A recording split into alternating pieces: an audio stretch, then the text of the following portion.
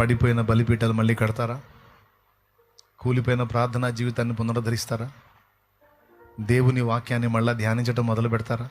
ఇష్టంగా రండి, దేవుని పాదాలు పట్టుకొని క్షమాపణ కోరుకుందాం. రండి, నాతో ముఖాముఖి మాట్లాడావు తండ్రి. ఈరోజు స్పష్టంగా మాట్లాడావు. మొదట నాకుండినటువంటి ప్రేమ, భక్తి, ఆత్మీయత, ప్రార్థన, విశ్వాసము, ధ్యానం అన్నీ కోల్పోయాను. ఈరోజు ముక్కుసూటిగా నాతో స్ట్రైట్గా మాట్లాడినందుకు నీకు వందనాలు నా తండ్రి, వందనాలు వందనాలు అంటూ దేవుడు నీతో మాట్లాడితే దేవుని కృతజ్ఞతలు చెప్పు. మోకాళ్ళు వేసి అడుగు.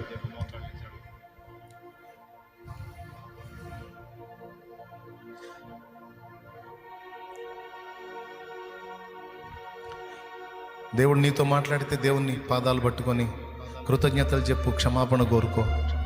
నేను కూడా అడుగుతా క్షమాపణ. నేను అడగాలి. మనం శక్తివంతులమై నిలబడాలంటే ప్రార్థన.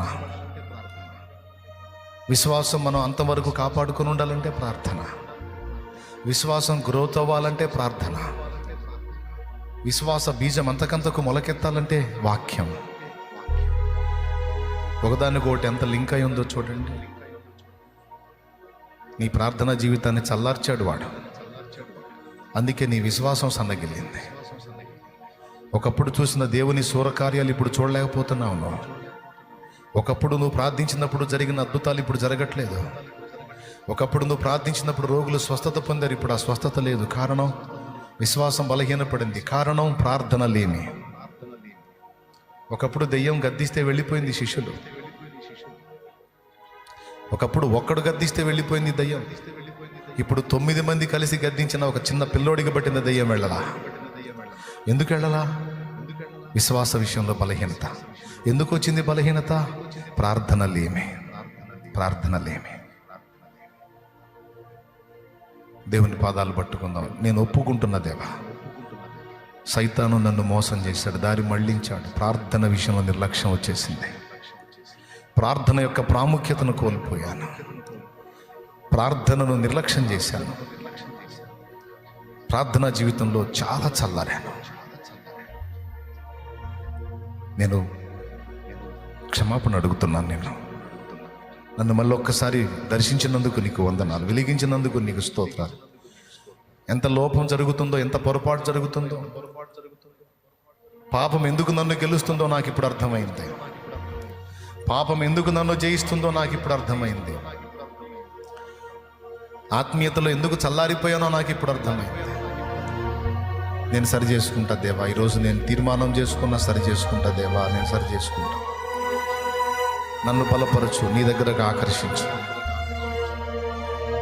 సంతోషం వచ్చినా నీ పాదాల దగ్గరికే వస్తా, దుఃఖం వచ్చినా నీ పాదాల దగ్గరికే వస్తా. సంతోషమా దుఃఖమా కాదు, నాకు నువ్వు ముఖ్యము. నువ్వే కేంద్రంగా నడుస్తా ప్రభువా. నన్ను బలపరచు. కూలిపోయినటువంటి నా బలిపీఠం, ప్రార్థనా బలిపీఠం తిరిగి పునర్నిర్మించగల శక్తి నాకివ్వు. బలిపీఠపు దారిద్ర్యం తొలగించు ప్రభువా. ప్రార్థన లేమి నాకు దూరమైపోవాలి ప్రభువా. తిరిగి నాలో ప్రార్థన జ్వాల మండాలి. ఎడతెగక ప్రార్థన ప్రార్థన ప్రార్థన ప్రార్థన ప్రార్థన ప్రార్థన ప్రార్థన. నేను విసర్జించిన ఏకాంత ప్రార్థన అనుభవాలు తిరిగి లైన్లో నీకు తెచ్చుకోవాలి ప్రభువా.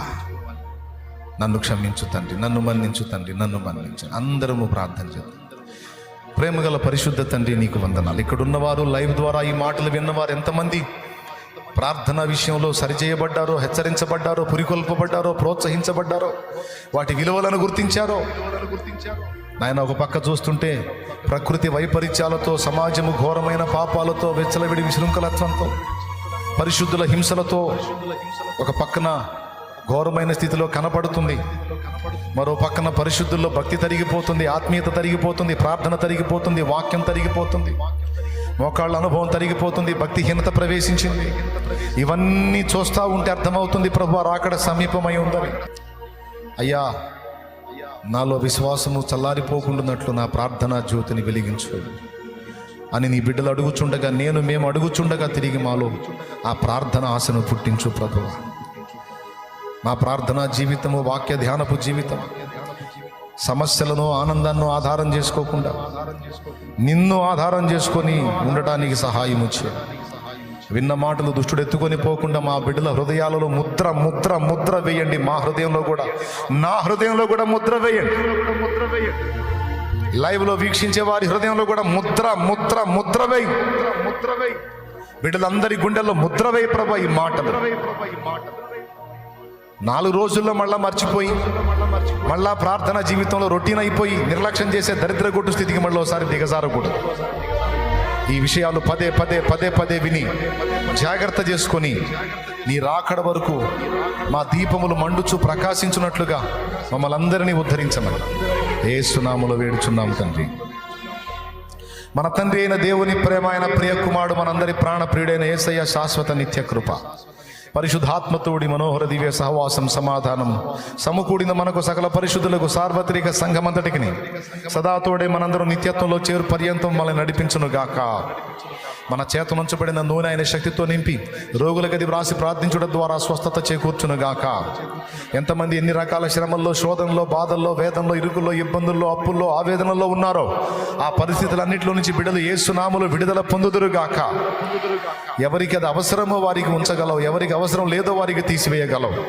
సమస్తము నీ చిత్తమునకు, నీ చేతికి అప్పగించుకుంటూ బిడ్డలందరినీ మీ దయకి అప్పగించుకుంటూ ఈ మాటలు మళ్ళా మళ్ళా మా చెవుల్లో మారుమ్రోగేటట్టు చేయమని యేసు నామములో వేడుచున్నాం తండ్రి.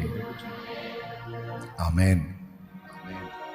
ప్రభేసు రక్తమునకు జయ, ప్రభేసు రక్తమునకు జయ, ప్రభేసు నామమునకు సంపూర్ణ విజయం కలుగును గాక.